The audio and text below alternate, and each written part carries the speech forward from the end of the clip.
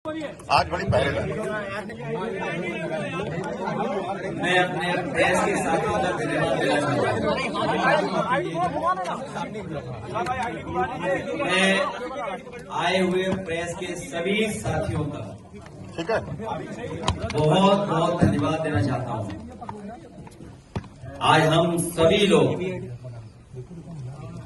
लोकनायक जयप्रकाश जी को याद कर रहे हैं उनकी जयंती पर, और ये भरोसा दिलाते हैं कि जो लोकनायक जयप्रकाश जी के नाम पर सोशलिस्ट म्यूजियम बना था, जेपी नायसी की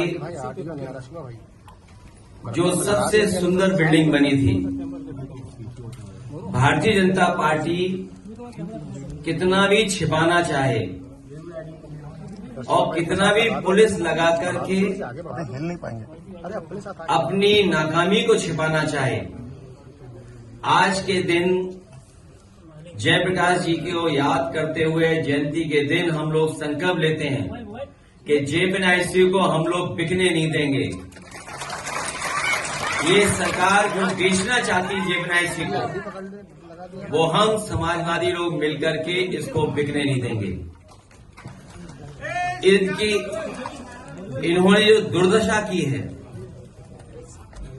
जयप्रकाश जी देश के उन नेताओं में हैं जिन्होंने सामाजिक परिवर्तन के लिए, राजनीतिक परिवर्तन लाने के लिए, समाजवादी आंदोलन को आगे बढ़ाने के लिए पूरा अपना जीवन न्यौछावर कर दिया। जहां वो अंग्रेजों से लड़ते रहे और उसके बाद जो सरकारों में बुराई आई उसको भी उन्होंने अपने संघर्ष के रास्ते सरकार को जगाने का काम किया।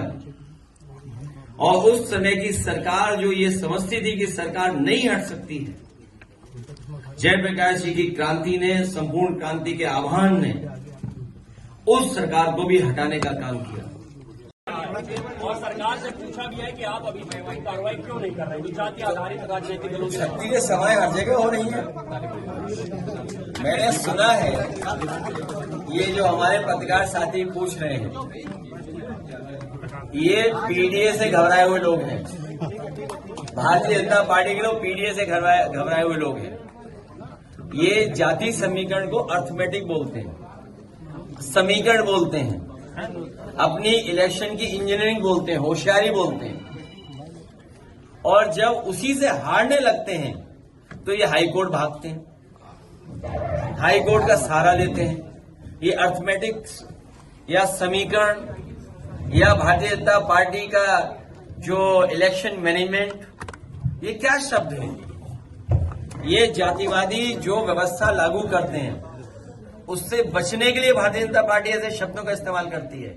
जब उसी से हारने लगती है, इसीलिए समाजवादियों ने कहा कि जो आंदोलन जयप्रकाश जी ने, जो आंदोलन लोहिया जी ने, जो आंदोलन नेताजी ने और जो रास्ता बाबा साहब भीमराव अम्बेडकर जी ने दिया, न्याय के राज की स्थापना हो, लेकिन न्याय के राज की स्थापना के साथ साथ सामाजिक न्याय के राज की स्थापना के लिए पीडीए सरकार आने वाले समय में समाजवादी लोग मिलकर के बनाएंगे।